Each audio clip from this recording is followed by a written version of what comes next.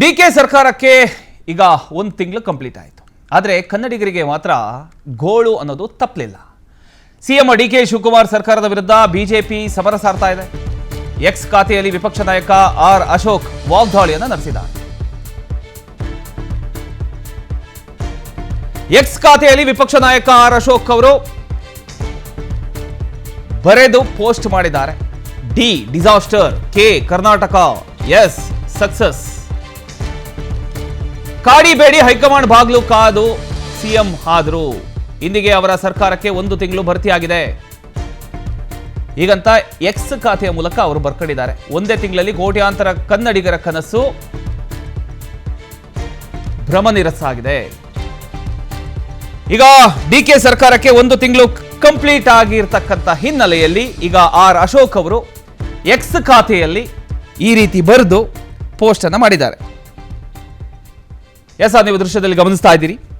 ರಾಜ್ಯ ಸರ್ಕಾರಕ್ಕೆ ಒಂದು ತಿಂಗಳು ಪೂರ್ಣಗೊಂಡಿರತಕ್ಕಂಥ ಬೆನ್ನಲ್ಲೇ ಸರ್ಕಾರದ ವಿರುದ್ಧ ಬಿಜೆಪಿ ವಾಗ್ದಾಳಿ ನಡೆಸಿರತಕ್ಕಂಥದ್ದು. ಮುಖ್ಯಮಂತ್ರಿ ಡಿಕೆ ಶಿವಕುಮಾರ್ ನೇತೃತ್ವದ ಸರ್ಕಾರವನ್ನು ಟೀಕಿಸಿರ್ತಕ್ಕಂಥ ಬಿಜೆಪಿ ಇದು ಕರ್ನಾಟಕದ ಯಶಸ್ಸಿಗೆ ಅತಿ ದೊಡ್ಡ ಡಿಸಾಸ್ಟರ್ ಅಂತ ಆರೋಪಿಸಿದೆ.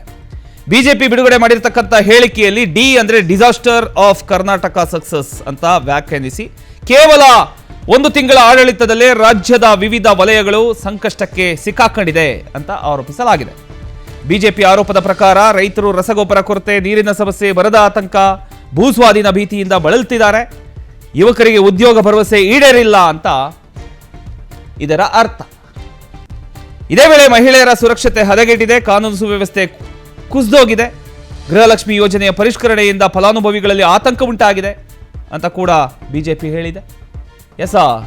ಎಕ್ಸ್ ಖಾತೆಯಲ್ಲಿ ಬರ್ಕೊಂಡಿರೋದನ್ನ ನೀವು ಗಮನಿಸಬಹುದು. DKS ಅಂದ್ರೆ ಏನು ಅನ್ನೋದನ್ನ ಅವರು ಉಲ್ಲೇಖ ಮಾಡಿದ್ದಾರೆ. ಅದರಲ್ಲಿ ಬೆಲೆ ಏರಿಕೆ, ತೆರಿಗೆಗಳ ಹೊರೆ, ಮಧ್ಯಮ ವರ್ಗ, ಬಡವರ ಮೇಲಿನ ಆರ್ಥಿಕ ಒತ್ತಡ, ಉದ್ಯಮಿಗಳಲ್ಲಿ ಅನಿಶ್ಚಿತತೆ, ಬೆಂಗಳೂರಿನ ಟ್ರಾಫಿಕ್, ರಸ್ತೆ ಸಮಸ್ಯೆಗಳನ್ನು ಕೂಡ ಬಿಜೆಪಿ ಪ್ರಸ್ತಾಪಿಸಿ ಸರ್ಕಾರದ ವಿರುದ್ಧ ಆಕ್ರೋಶ ವ್ಯಕ್ತಪಡಿಸಿದೆ. ಆರ್ ಅಶೋಕ್ ಅವರು ಇದನ್ನು ಬರೆದು ತಮ್ಮ ಎಕ್ಸ್ ಖಾತೆಯಲ್ಲಿ ಅದನ್ನು ಹಂಚಿಕೊಂಡಿದ್ದಾರೆ.